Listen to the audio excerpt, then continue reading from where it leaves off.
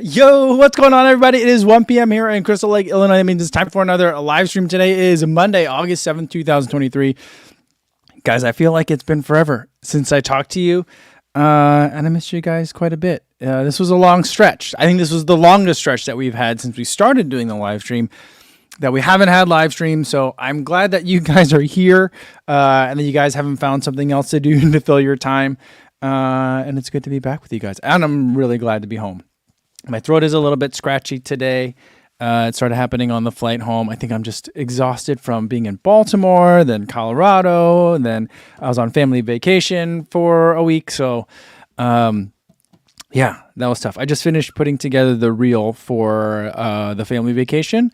It's, I try to keep my family like out of my social media stuff. So it'll be me in it mostly. But I was running out of time, so I didn't have to get it posted. I was working on captions and tagging like people and places and stuff. So, that's what it is. But now I'm here and I'm ready, and I got lots of I actually have I have many packages, but I have two that I want to open with you guys today, just because it's been a while. Before we get into that, though, let's say hi to everyone listening on the audio only version on the podcast. Welcome back to you guys. Sorry it's been such a hiatus. And you know what? I gotta say, I feel like there's been a little bit of like a podcast hiatus too. So I'm sorry that I couldn't help out with that, because I have been looking for like more things to listen to. I was on vacation. I was doing some running, but I was doing a lot of traveling. So I was like ready to be listening to running stuff, but there just didn't seem to be as much as there normally is today or like the last week.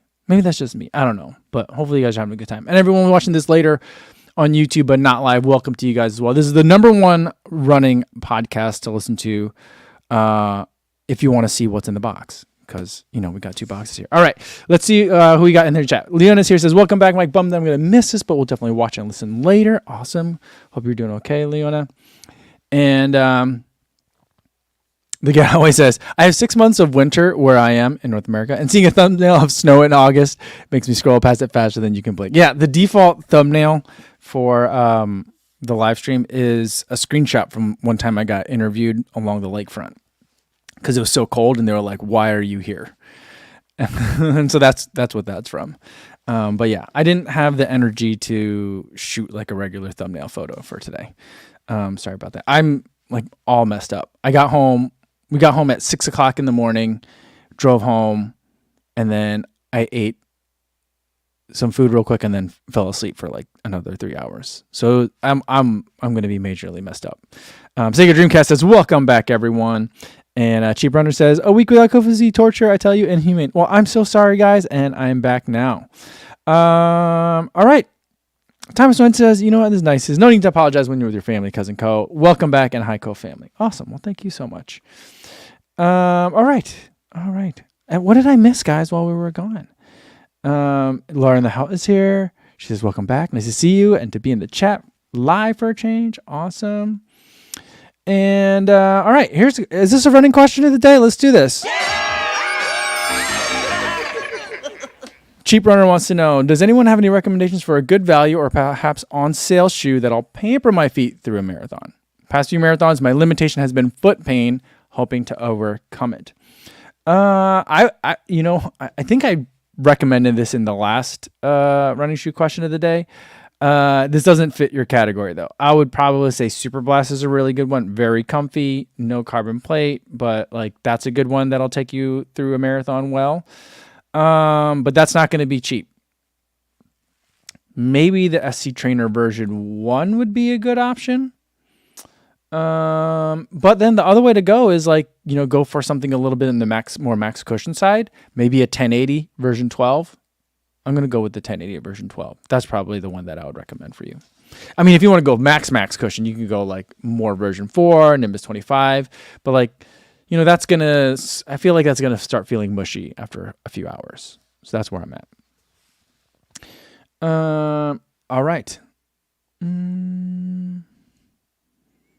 All right. Matt Byer says, in the last 8 days, I run my fastest half marathon since 2015, 1:40:10 solo. Awesome.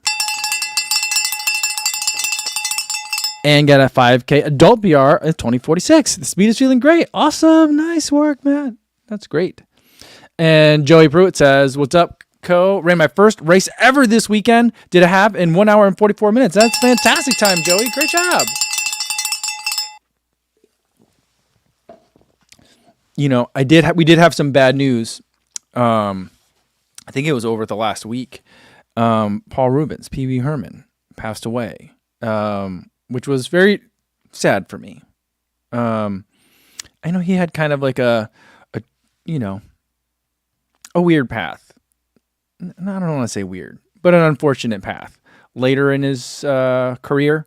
But I just remember growing up watching Pee Wee Herman and the running shoe question of the day sound. That is the word of the day sound from Pee Wee Herman. Pee Wee's Playhouse was amazing. And there was a time where they put like the first season of it back on Netflix or something like that. I don't know if it was Netflix or on, I think it must have been Netflix.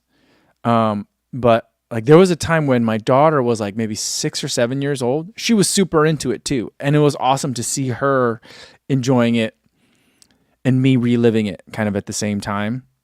It was amazing. There was like season 1 and season 2, and a lot of changes happened between season 1 and season 2. Some of the characters kind of shifted a little bit, and there was some tweaks, but and stuff I didn't remember seeing at all, or noticing at all when I was watching it growing up. But yeah.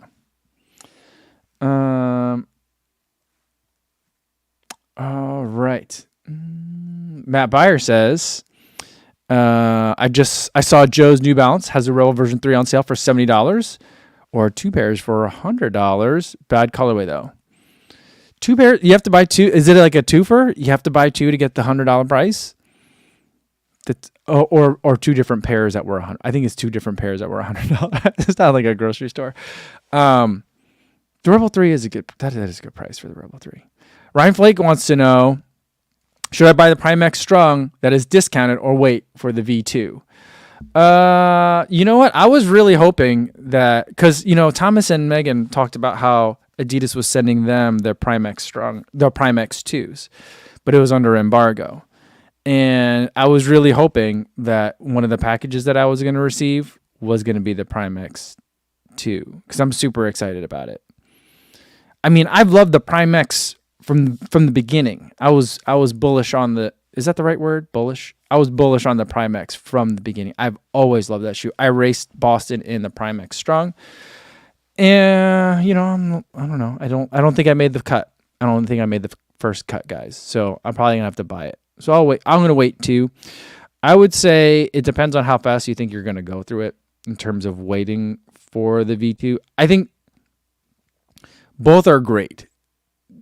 The version 2, I got to try on one shoe in a convention hall. Of the 2, I didn't even get to try both of them at the same time, but it is going to be exciting. I can't wait to run in it, so I would say, but like, when is this embargo? September? Is this embargo September or is it August? I thought Ed Bud had a video about him, so he's seen him, but I don't think he has official stuff for that one. I don't know. I think it'll be soon. It'll be soon, but it's going to be $300 and it might be hard to get. So I think there's nothing wrong with getting Strung on sale.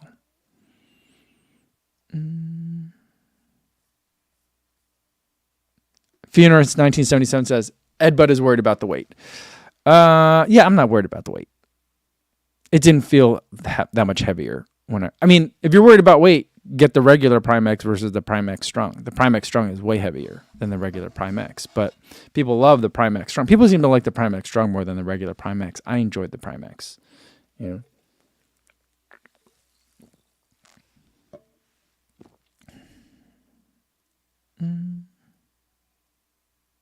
Sean wants to know, Kavusi, what is this Tracksmith top that you got? Looks sharp. Oh yeah. So this I have not changed from when I traveled home in from the airport. I even still have like wristbands from the resort still on because I'm very tired. But this top, it's from like the Tracksmith like their travel collection. You know what I mean? So there was like a green pair of shorts that they had that weren't running shorts. They were just like summer shorts, and they weren't like khaki shorts. They were kind of in between. And then there was this long sleeve. It has like a little tab on the back. There we go. But it's kind of like, is it a long sleeve shirt? Is it a pullover? It's kind of in between in terms of like the thickness of the material. And we did a sunset like sale. We got on a catamaran. I was seasick oh my God, I was so seasick the entire time on this catamaran. But I was worried that it might get chilly out on the water. So I brought this so that way I would have like a nautical layer kind of thing. So that's kind of what it was great to travel with on the airplane and stuff too. So, but that's what it is. I don't remember what the name of it is, but it's got 3 buttons, I think, it's nice. I like it. All right. Daniel Burton says box time. All right, let's get to the first box. It's from New Balance. I think, so here's the thing. I gave New Balance, well, let's open this up first. Let's open this up, make sure it is what I think it's going to be before I start going into a long story about it. And I don't think I have anything from New Balance coming that's under embargo, so I think I could show this to you guys.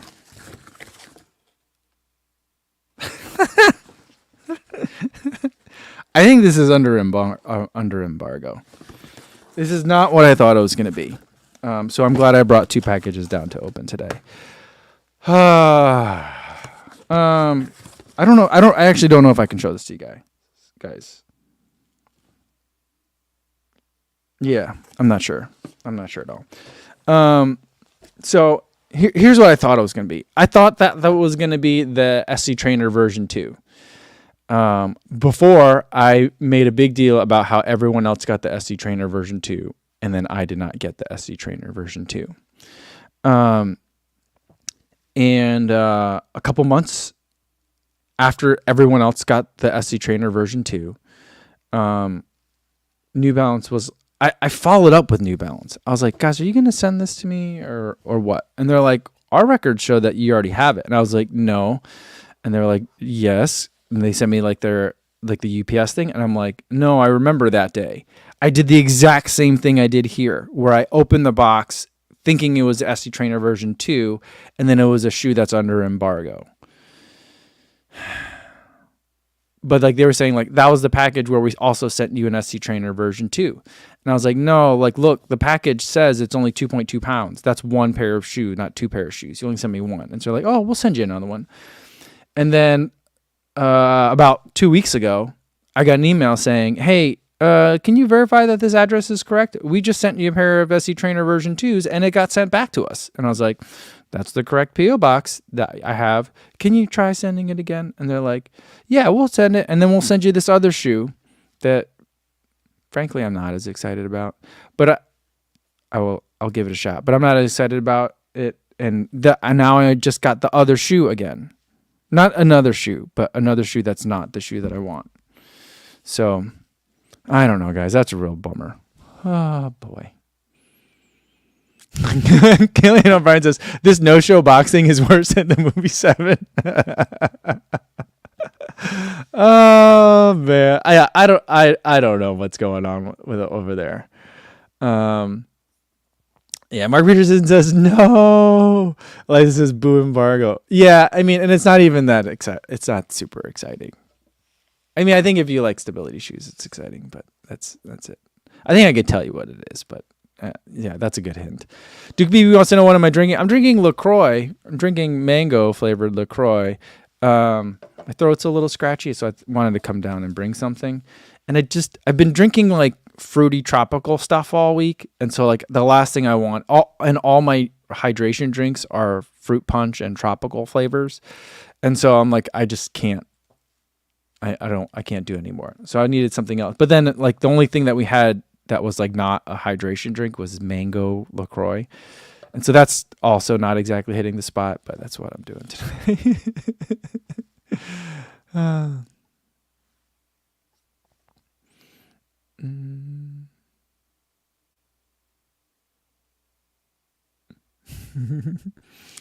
All right, let's go to you know what? Let's go to another box.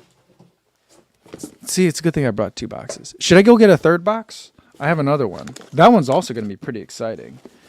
But it's upstairs, so I'd have to go get it.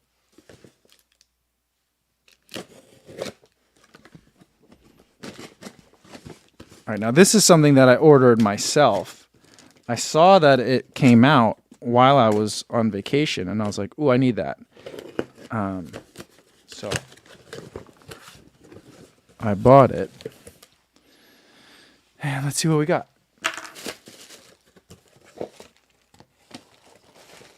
The main thing is that I got the DJI Osmo Action 4, the standard combo.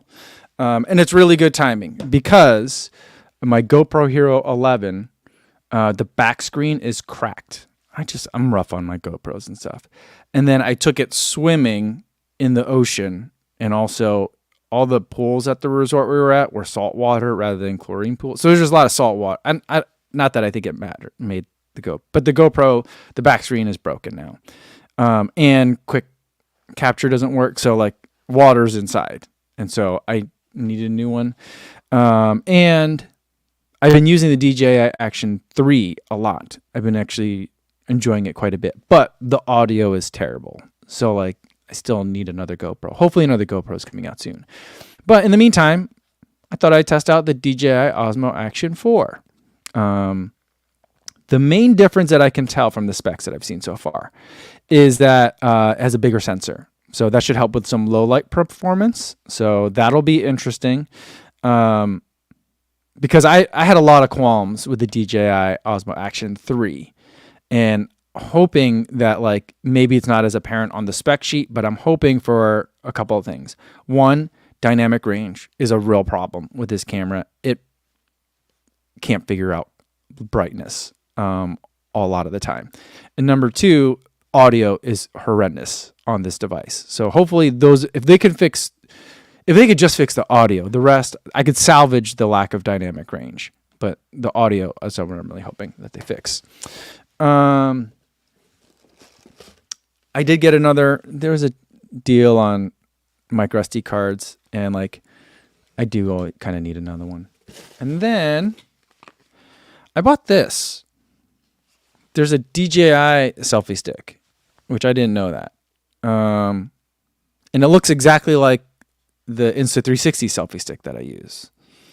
But I don't know. I thought I'd give it a try. The Insta360 selfie sticks are always they feel kind of janky. I don't have a lot of confidence in them. I run with selfie sticks all the time. So I feel like I kind of know when they're about to break. The Insta360 ones always kind of feel like they're about to break. So hopefully this one will be a little bit better. It feels kind of heavy so far though. All right. We got some questions here. Matt Nasty says, off topic, but will you be going to CIMCO? Yes, I'm going to go to CIM. I'm not going to run it this year. Because my main thing that I want to do is I want to track the runners that are trying to hit that OTQ. It's kind of your last chance for OTQs. So I'm going to try to chase the OTQ runners this year. But hopefully we do something. I just, yeah. I had a conversation with someone about doing something, a brand about doing something. And I think that'll be a lot of fun. So hopefully we can do something fun for CIM.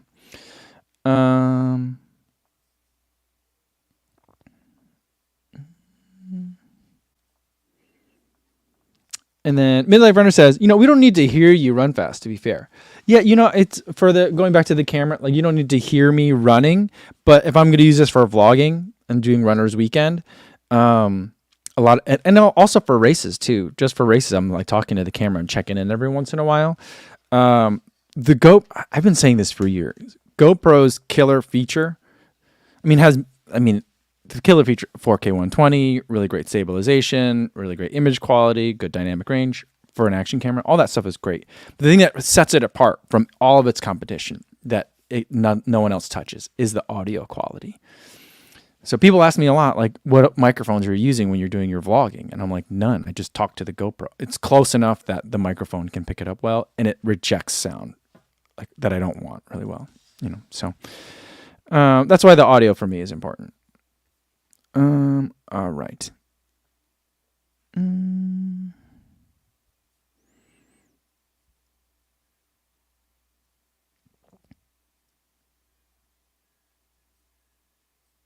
All right, Andrew Scott says, you guys want more boxes? I'm going to have to go up and get it, though. You're going to have to wait for a second. Joy Brute says, did you listen to the Believe in the Right interview with Maffetone? I don't know how I felt about it. I saw that it popped up in my feed, and I have not listened to it. Dr. Maffetone is an interesting guy. I've seen a lot of interviews of his with Flores has done, but yeah, I don't know. Duke BB22 says, Co, can you recommend a max cushion shoe besides the Mora version 4? I'm going to say Nimbus 25. That's a really good one. Some people like the Invincible as a max cushion shoe. I think it's a pretty terrible max cushion shoe. I like it for workouts, but some people do like it. SC Trainer version 1 is a good alternative. I can't say anything about the SC Trainer version 2. I haven't received a pair yet. I'm just going to have to buy it at this point.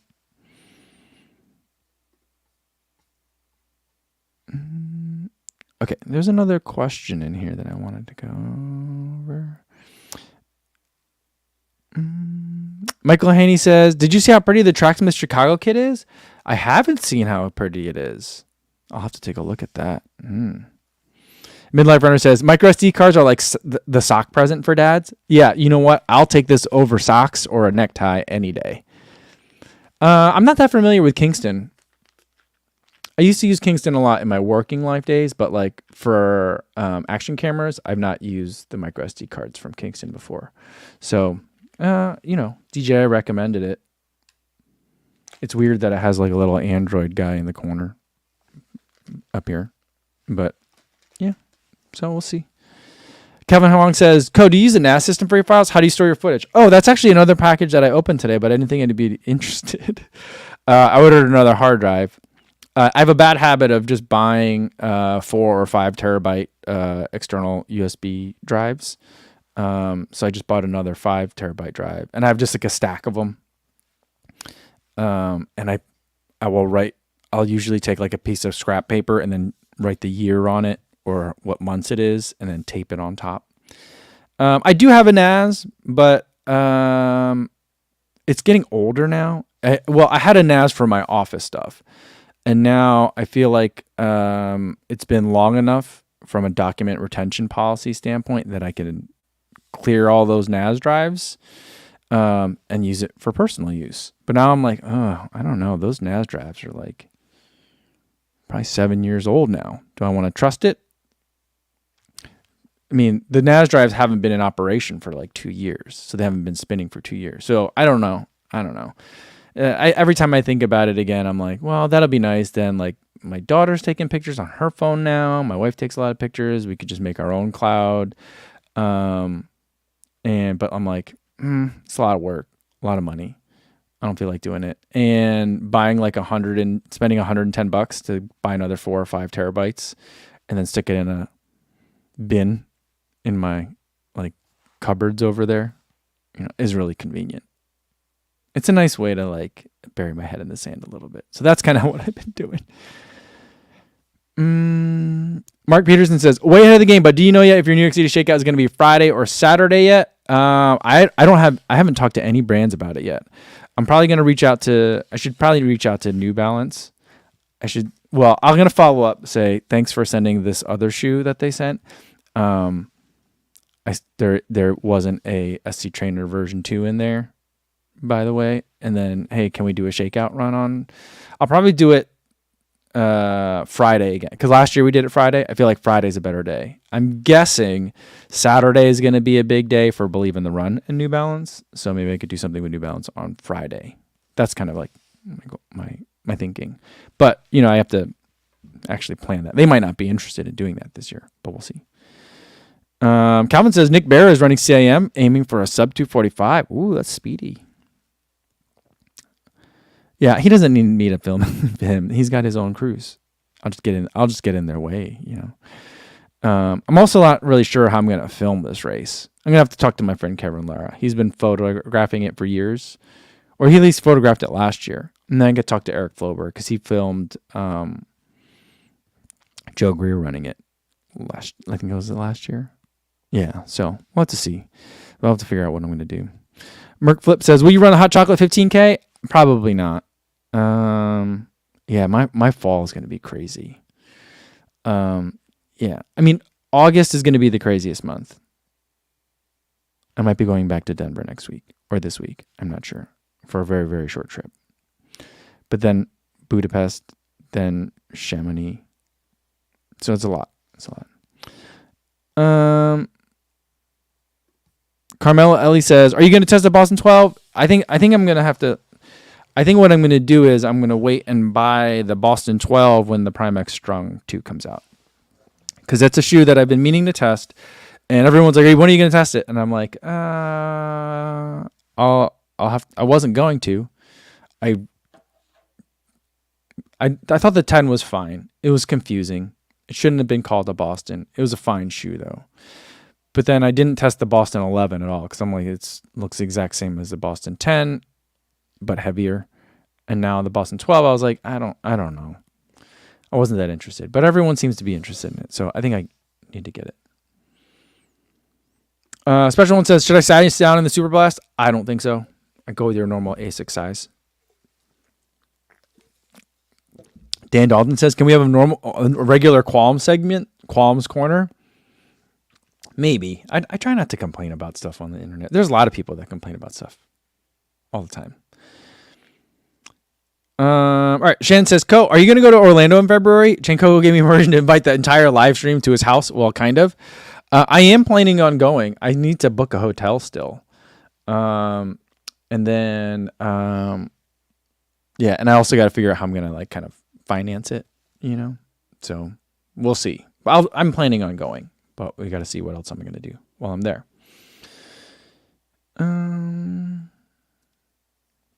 Dave says, "Co, you mentioned being tired of hydration that's fruity or punchy flavors. Have you considered plain ice water? Underrated choice, honestly." Yeah, I do love ice water. That would have been fine, but I just didn't. I wanted a can of something, to be honest, because I drank a lot of beverages when I got home because I was very dehydrated. I just being in salt water all week and then not drinking enough during the day. I think I was just a little bit dehydrated. I was just in the sun a lot too. So I just think that I'm exhausted.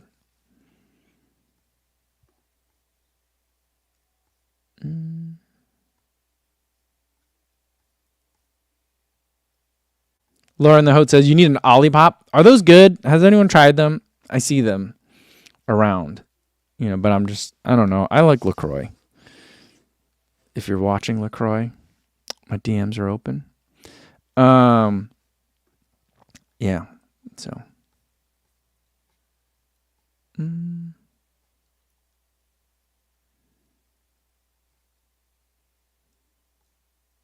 All right. Matt Nasty says, does anyone know anything about SJD? Is his YouTube days over? I'm not sure. I mean, I hope not. I think he said he's taking a break, so I'm not sure what that's all about.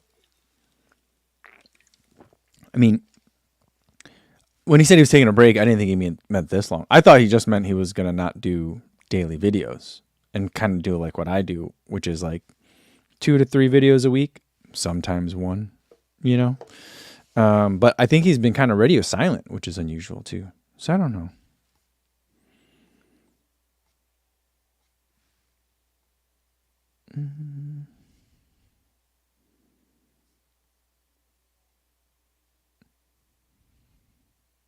All right, let me scroll down. I'm way behind you guys because I've been rambling. Richard Wilson says he's still active on Discord and Twitter. Interesting choices. Yeah, well, I'm glad he's still. I'm glad someone is hearing from him. You know what I mean?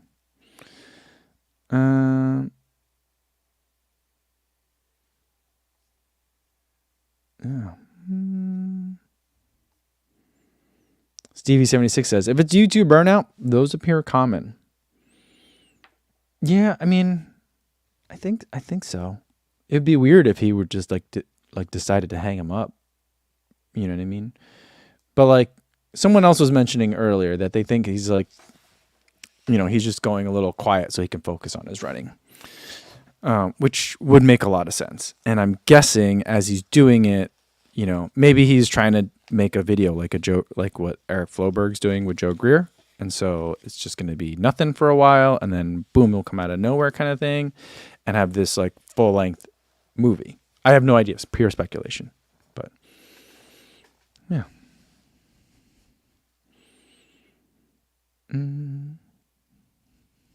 Josh L says not sure why he would hide his runs on Strava. Emma Bates just did the same thing. She decided that she was going to hide. She used to have all her runs on Strava, and now she's hiding all of them. And she said she's just trying to focus on getting ready for Chicago. Is that what she said? What did she say she was getting ready for? Or the trials. The trials is the big thing. But I think she's going to have one faster marathon attempt in the fall, and then trials in February. And so I think she's just hunkering down. So, yeah. Andrew Scott says, when you're filming, do you have multiple cameras set up along the route to try and get as much as possible in one go? I do not. I just bring a camera, and I put it on a selfie stick. And I very rarely stop for photographs, because it's just I want to get the workout in, right? And so there was a time where I felt like stopping in the middle of the run kind of interrupted what I wanted to be a 90-minute aerobic session, And so it felt like it was becoming a lot of distraction. So I was just all right, whatever I can get while I'm moving, the footage will be secondary to the workout always, right? And so not to the point where I'm going to put down the camera, but other than that, it's secondary. And so I don't ever stop and set it up.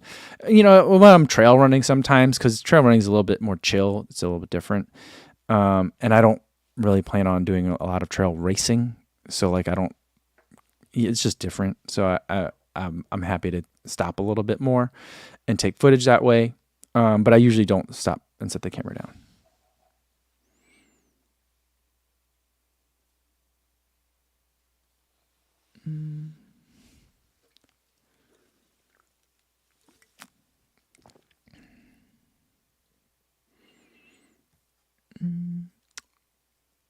The special one says, what's the closest shoe to the Alphafly version 1? I'm not really sure. I don't think that there is.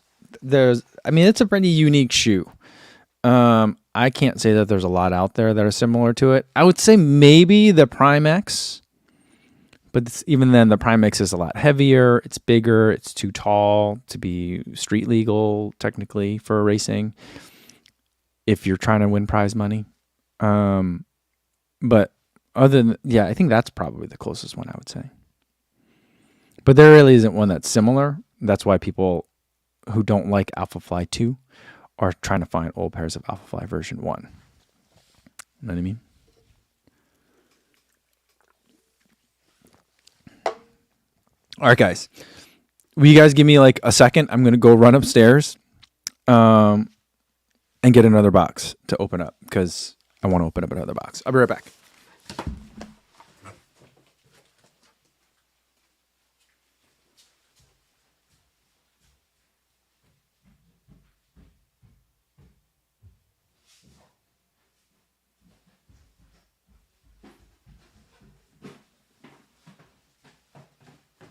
Okay, guys, I'm back. I got another box.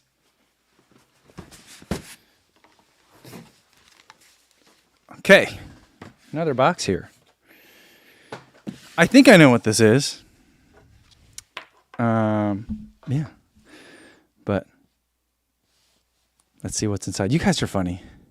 Eliza said, now that Co's gone, how are we taking over the world? Daniel Burton says, pace myself, because I did kind of jog over there for those of you listening. And Sean Devlin says, it's like when teacher steps out of the classroom. And mentality unstable says, I don't even know what we were doing. Yeah, you guys were just watching a static image of a wall of shoes for a second. And CV76 was glad that I was at least wearing pants. Yeah. Yeah, I was doing okay. I was going to try and sing or something so you guys could hear me. But, all right. Let's see what's in this box.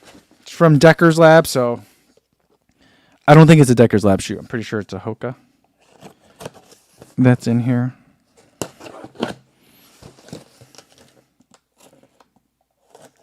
And this one I've been pretty excited about.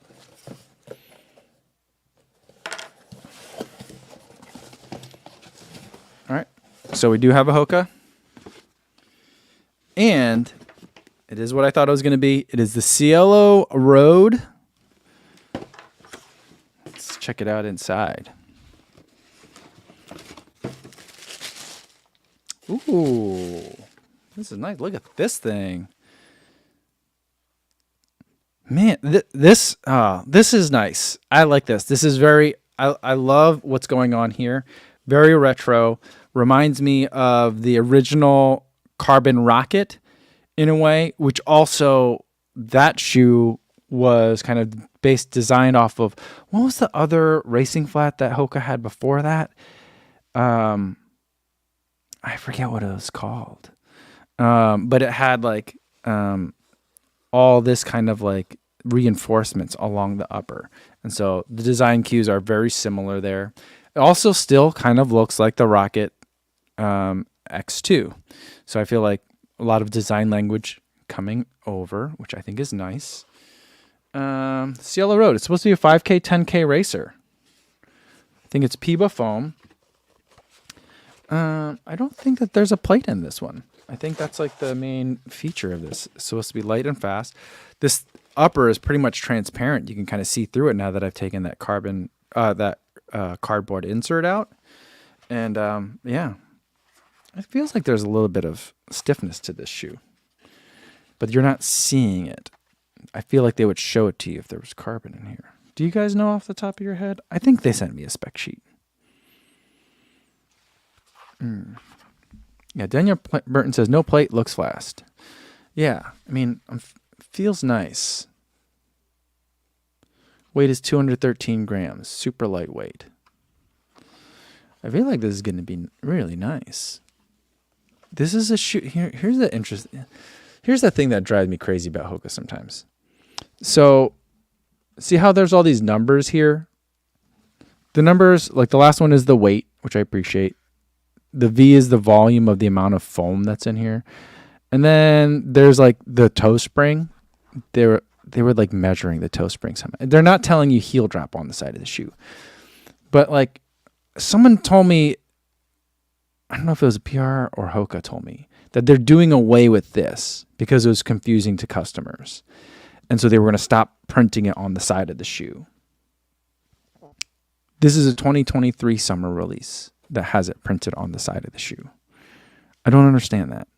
It's kind of like how, like when Hoka decided they were going to be Hoka rather than Hoka One One. And they were like, yes, everyone please change what you call us now. And then and I get why, supply chain and when shoes get made and everything. But still, like, then shoes were still coming out with like, it wouldn't say Hoka One One on the top, but it would say it like on the bottom somewhere or on the insole. And I was just like, you guys got to get this cleaned up. It says Cielo Road on the front, on the tongue.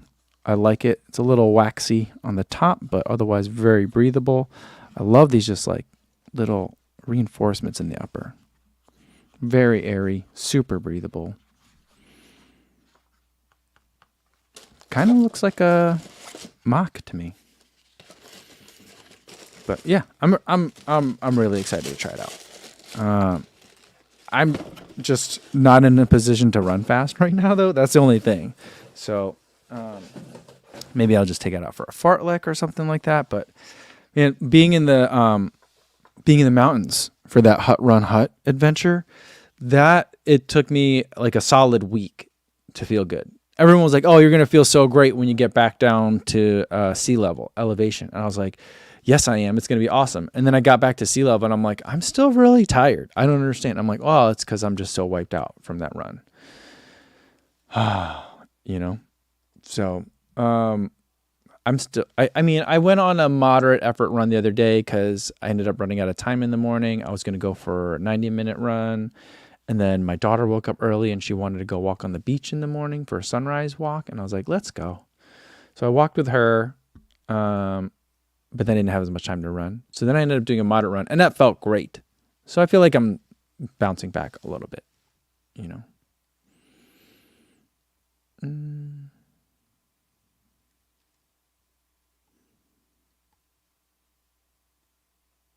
All right. Azad Zakil says for this Cielo Road, it's a 3mm drop. Nice. The original Carbon Rocket was a 1mm drop with a 24mm stack height in the heel. I really wish I still had that shoe. I just enjoyed that one quite a bit. Calvin says that there's no plate in this one, so it's in line with the Streakfly, the Sinister, and the Hyperion. Streakfly has like a little shank, though. A little plasticky shank, you know. Matt Nessie says, is that a support or a neutral shoe? It's a neutral shoe. And Ryan Flake says, I hate the Hoka design language. Those are strong words, man. I could see how it could be off-putting to some people. Did you like the old Hoka racers? The ways those looked? Does anyone remember what those were called? I forget what those were called. Cosmic Pineapple Michael says, it feels like the Takumi is still the top of the 5K, 10K racers. Nothing comes close to its weight either. You know, I've been thinking about that a lot. And I think that, like, my sense is that track guys looking for a track flat, but that you can run on the roads for it, we're probably going to not love the Takumi Sen. That's my sense. Because it's just, there's a lot of cushion there and it's very bouncy, you know. And I feel like some of those super fast dudes and women don't love that for like a 3K or a 5K on the road, you know. So that's why I feel like some of these shoes are coming out this way, or maybe I'm wrong. I don't know. We'll see. I love the Takumi Sen, and I would love to see more shoes come out like the Takumi Sen. But we'll see how the Cielo Road does. I don't know.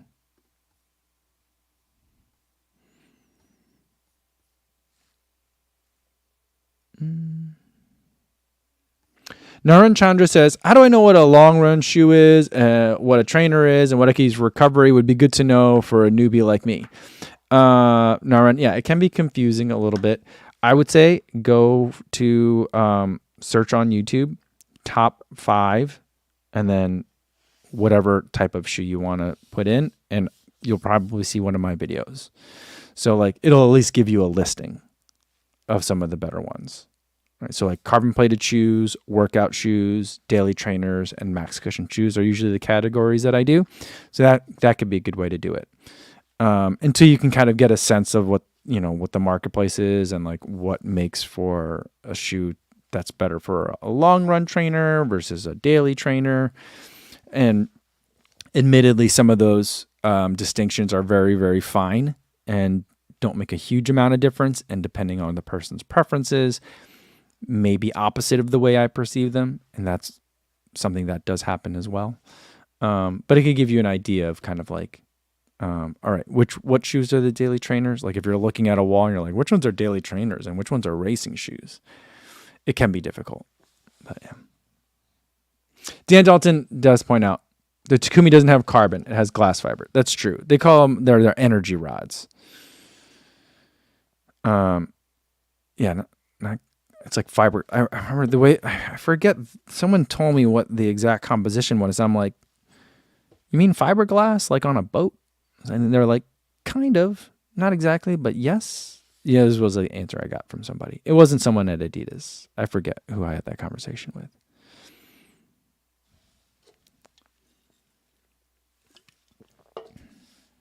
Man Aruns is here. What's going on, man? He says, hey, everyone. Sorry I'm late. Been a while. Hope you all been well. New shoes waiting for me in the mail. Nice. Man Aruns been doing his 5Ks.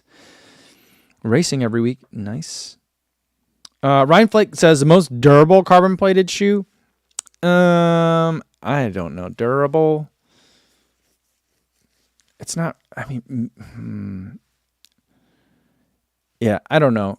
For me, like most durable, it's like saying like, what's the race car with the long, like that gets the best gas mileage? I'm like, I don't care a lot.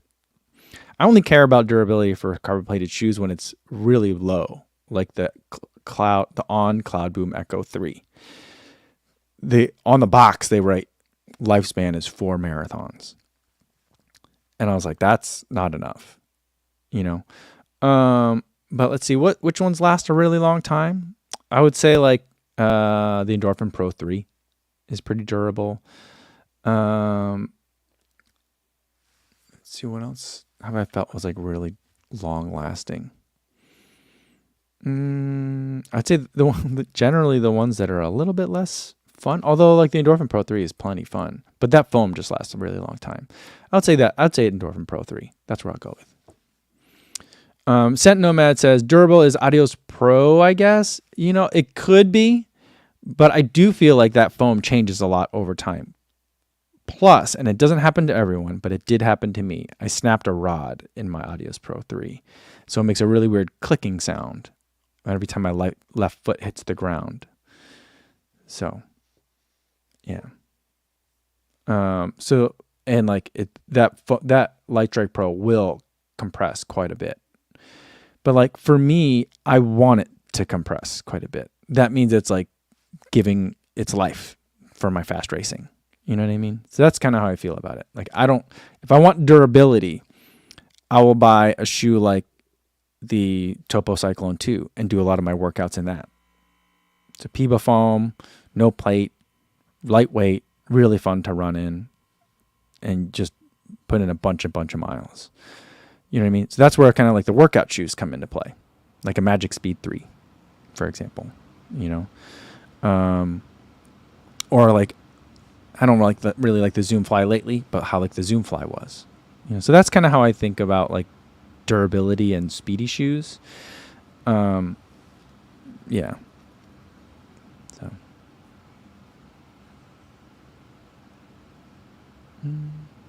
JF says, have you ever thought about running the Philadelphia Marathon? I have thought about it. It doesn't fit in my schedule, and I feel like it's hillier than people let on.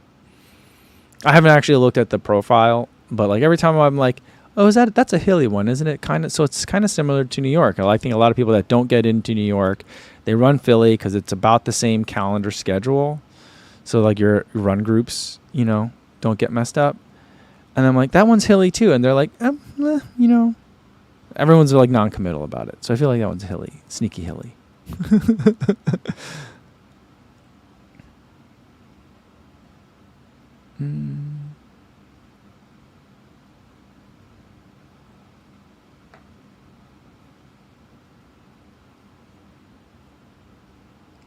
All right. Where'd it go? Oh, Alf Dickinson says Casey Neistat did a great video on the Philadelphia half. He did? I didn't know that. Is the Philly half does not run the same time as the Philadelphia marathon, though? Was that the question? Marathon or half marathon? I think the original question was marathon. Yeah. So.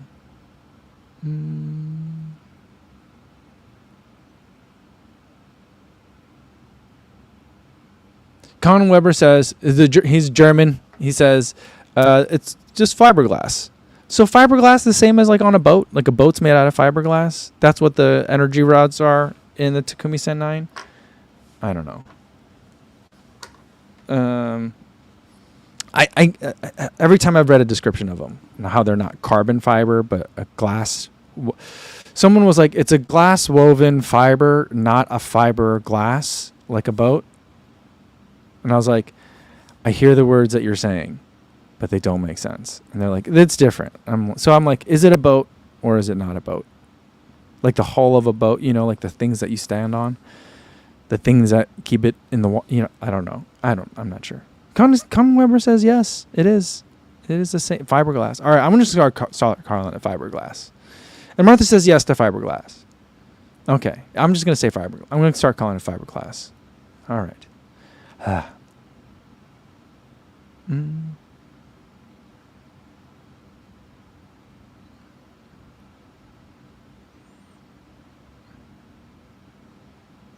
Kevin Jackson says difference between Cloud Stratus 3 and Cloud Monster. I don't understand. One, I don't understand ON's numbering system. Sometimes they use numbering, sometimes they do not. I'm going to assume you're talking about the new On Cloud Stratus. I love that shoe. The main difference is that there's many differences. Both are intended to give a little bit more of a squishy, but also bouncy experience. The Monster is supposed to be more of like their max cushion shoe, but I feel like we're in between like product rollouts, and so I prefer the Cloud Stratus. I feel like it's a better max cushion shoe than the Monster is, even though the Monster is the max cushion shoe in the lineup. And the difference and the reason for that is the Cloud Stratus, the new one, is tinkering with a lot of stuff. It's tinkering with the shape of the clouds, the little holes in the shoe, and it's also removed the speed board. I do think that they've also tweaked the foam that's in there, so it's a little bit mushier of a foam, so it's a little bit softer to land on, and maybe not as like responsive and snap back springy.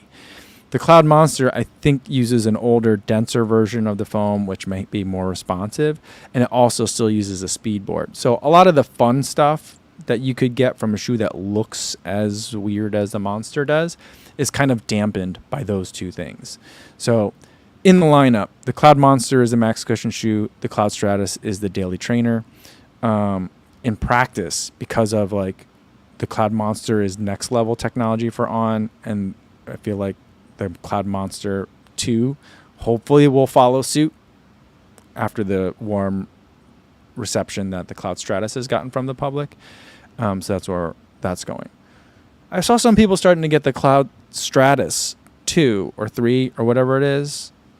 Oh, wait, we're talking about Clouds. Oh, man, we're talking about Cloud Surfer versus Cloud Stratus.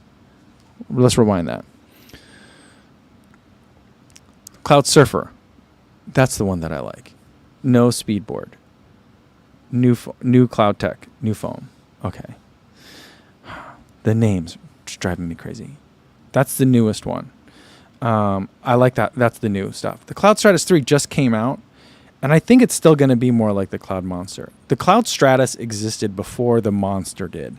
And before the Monster existed, the Cloud Stratus was the max cushion shoe because it had double clouds. Right? Are we following? Now I'm all straightened out. I'm still tired. I have a vacation fog.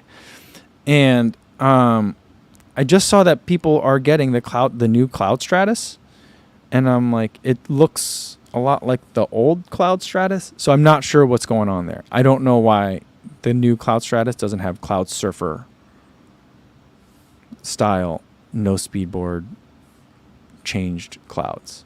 I have to double check to see if it still has a speed board or not. I have a feeling they might keep that one around to do one of two things. One, I think a lot of their European audience loves the speed board and loves the way that the Monster and the Stratus feel. Number two, it just might be like the Cloud Stratus 3 had to start getting into production before they were sure how the Cloud Surfer was going to be received. So they just kind of made another one. So maybe it's like a mild update. I'm not sure. I kind of like the Cloud Stratus. I liked it at first and then I got bored with it. But it might be kept around in the lineup if you have like Monster, Stratus, and then Surfer. Monster is the max cushion. Surfer is the daily. And then you have the Stratus. That middle one might be like kind of like a 1080. How that fits in the New Balance lineup. Not exactly the max cushion of the Fresh Foam More. Not exactly the 880s daily trainer workhorse thing. So, yeah, I think that's what's going on. Steve Blackadar says the Cloud Stratus still has a speed board, which is disappointing in my opinion. Yeah.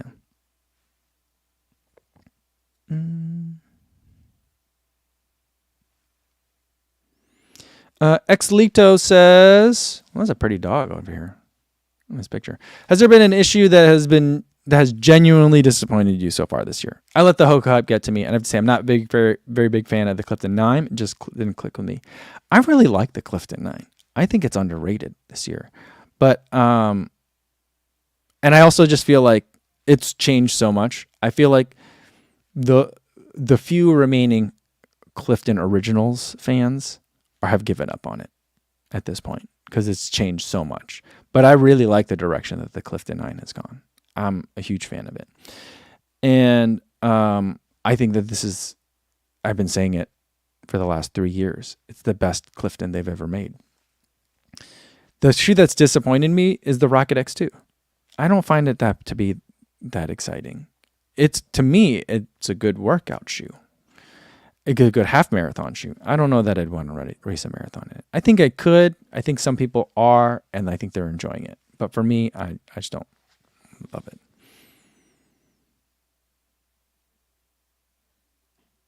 Eric Paramount, you guys are going hard on the speedboard.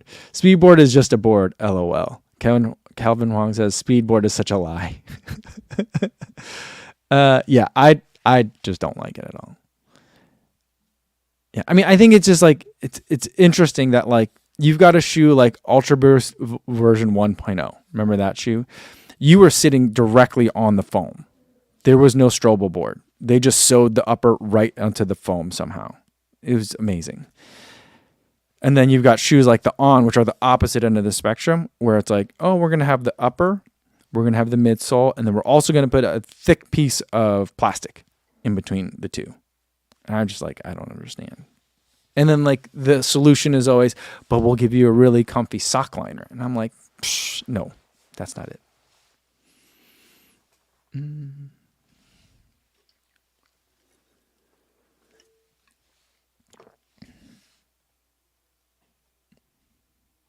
Ryan Flake wants to know if the Prime X Strong runs long.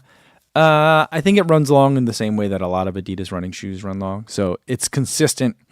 Get the Adidas size that you normally get.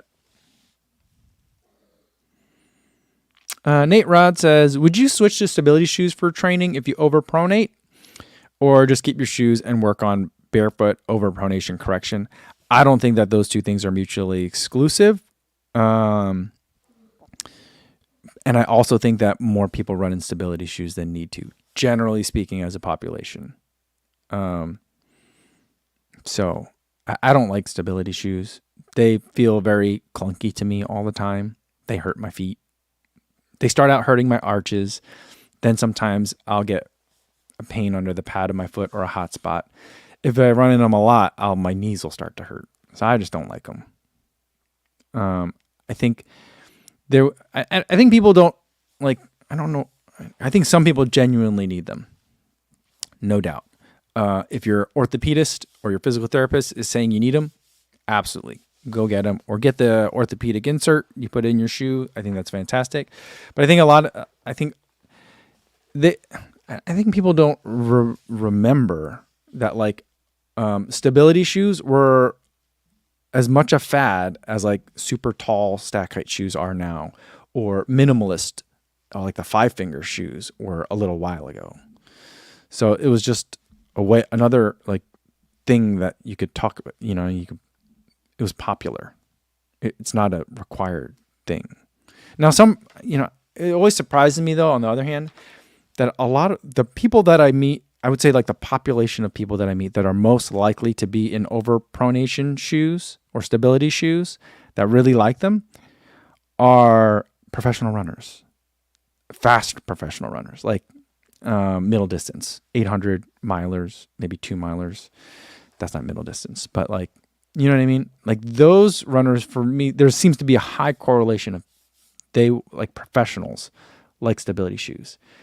Like there was a time where I felt like when you watched like Nike videos of like athletes, like Bowerman Track Club and all stuff like that, the most popular shoe that I would see would be the Structure. And then they got rid of the Structure for a couple of years, and then they had to bring it back because I think a lot of their pros actually like it. But I think for the rest, I don't think most of us need it. I don't know, but I'm not a physical therapist or an orthopod or a healthcare provider or a trainer.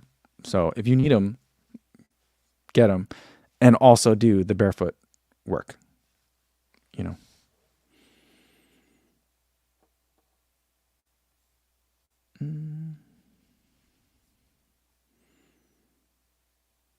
Sega Dreamcast says, a running store years ago had me running in Saucony stability shoe, and they felt like bricks. That's how I got into a lot of Mizuno stability. I ran in a lot of Mizuno stability shoes, and it really messed me up. I don't think it was the Mizuno's fault. I think it was the 2010s. Everyone was in stability shoes. Michael Haney says, maybe it's because the pros are in spikes so much. I think that's part of it too, but I also feel like generally, it kind of ties back into what we're saying about the Cielo Road. I think that people that run at those race paces generally like to be lower to the ground and feel firmer foam underfoot. So I think that's part of it too. That's to overgeneralize a population,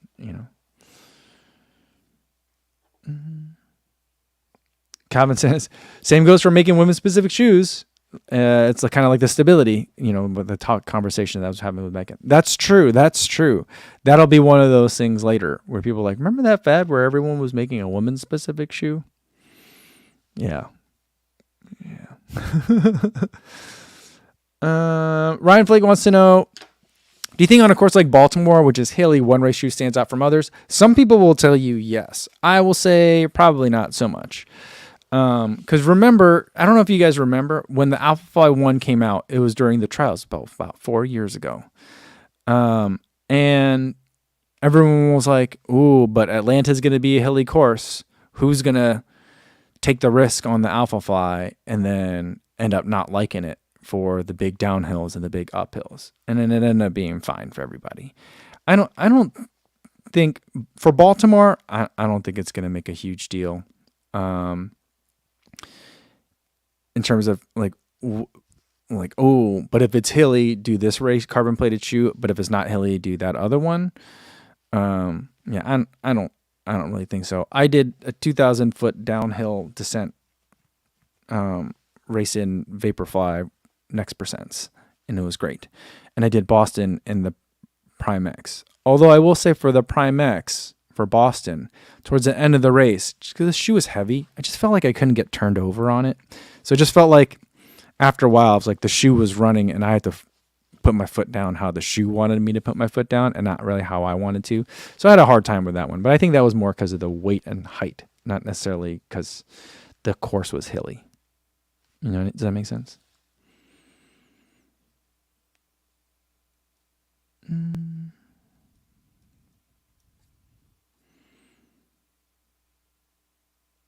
All right.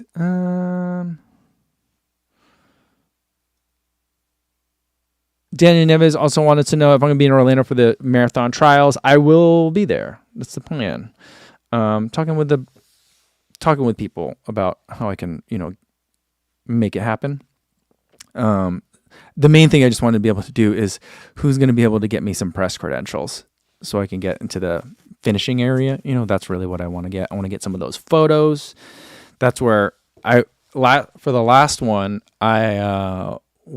Polar gave me like a pass to their area, and they were like 50 feet from the finish. Like their area butted against like the official press area. And so when all the athletes came by and like draped themselves in the flag, I was like pretty much right there. It was really awesome. I got some really good footage for that one. So I'm hoping to do something similar to that. So we'll see. And we haven't talked about the fact that it starts at noon. Daniel says it's a noon start, which is insane. I know a lot of people were really upset about that. I have not read any of the articles about how people are upset about it yet. So I don't know what like the average temperature can be at noon in February in Orlando. So, I remember it was a different time of year. It was January versus February, and Clearwater is not Orlando, but I don't think it's that terribly far. Mark Chancoco came to run the race with me. And he's in Orlando and I was in Clearwater, and that race, it started in the dark or darkish. Maybe it started at 8 and it was below 40 degrees for the start, which is actually a really good marathon temperature. But, everyone's talking about like, they're doing it for TV as if they've uncovered some sort of weird conspiracy theory. I'm like, that's a pretty great reason to have it. Is 7 p.m. an ideal time to do baseball? Or is like Monday Night Football starts at like 8 o'clock, 9 o'clock? Is that an ideal time for the athletes to play football? But it's a pretty good time to watch it. So I don't know why people are like, oh, how come? I don't understand why people are so mad. I don't think that unless I'm really misunderstanding the potential weather implications of it, I don't think it's going to be worse than, say, for example, the marathon in Doha for World Championships, where they ran it in the desert and they started at midnight. So a lot of people did DNF that race though. So I'm not sure. And here's the other thing that I think about is weird is that like, do we need to have it contemporaneous? Do we really need it? Can we like, for everyone's worried about like the casual running fan. The casual running fan doesn't follow fast women on threads, you know? So like, or maybe they do, but maybe they don't. But like, I would say they don't. The people that we're talking about worried about like making the sport interesting for television are not following fast women or Kyle Merber on threads, you know? So it's like, run it when it's good for the athletes and then rebroadcast it later, just like they do with the Olympics. You know what I mean? And then you could even cut out all the parts that are not as interesting. You don't have to worry about the live broadcast. I don't know. It does. Yeah. There's a lot of people that have very strong opinions. I don't have that strong an opinion on the noon start. I think it's fine. I think it's great. I probably should take a look more at what the weather implications are, though. So.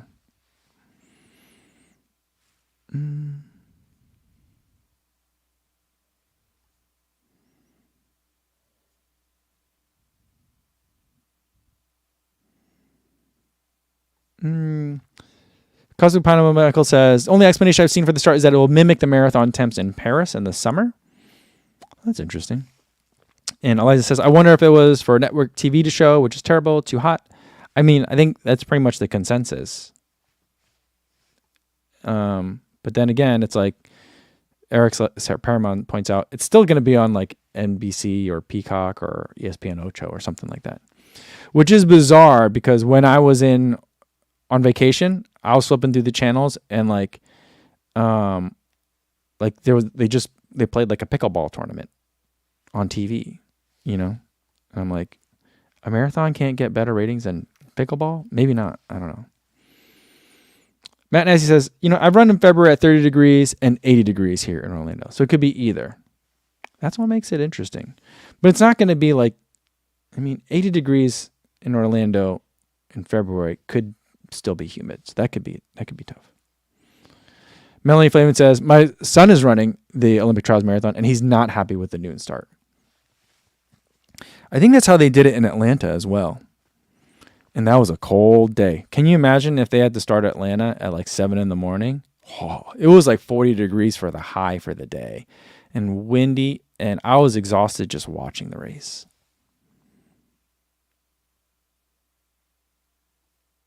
Mm.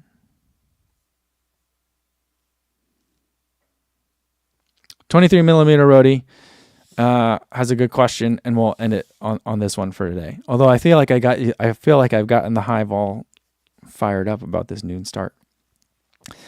I'm poking the beehive kind of thing. Anyway, 23mm Roadie says, if you had to pick a city for a 7th marathon major, where would you like it to be? Ooh, that's an interesting one. I think it needs to be in the Southern Hemisphere because there is not one in the Southern Hemisphere. And so I feel like really great options would be which I think are the ones that are kind of at the forefront.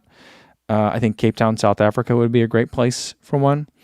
And I also feel like Sydney, Australia would be another great place for one. So, yeah. And I think I think is Sydney the front runner? I don't know how that process works. I'm guessing it's kind of like how the Olympics picks the next city. It's a lot of backroom dealings, maybe a process, perhaps. I'm not really sure. So, all right. Yeah, I think that's a good place to leave it for today, guys. Thanks everybody for tuning in. Sorry it's been such a hiatus. I have talked to at least one person about, maybe doing a substitute teacher kind of thing for when I'm not here for an extended period. I talked to Serious Runner for when I'm going to be in France and in Budapest, but he's also going to be out of the country at that same time, so he's not going to be able to do it. So we'll have to find some people. If you guys are interested in that, let me know. Message me with some ideas. All right, guys. We'll do another live stream tomorrow. I got more boxes, and we'll try to get back into a semblance of a routine for what we can in August. August is going to be crazy, but I'll see you guys tomorrow. Until then, be safe out there, everybody. Thanks.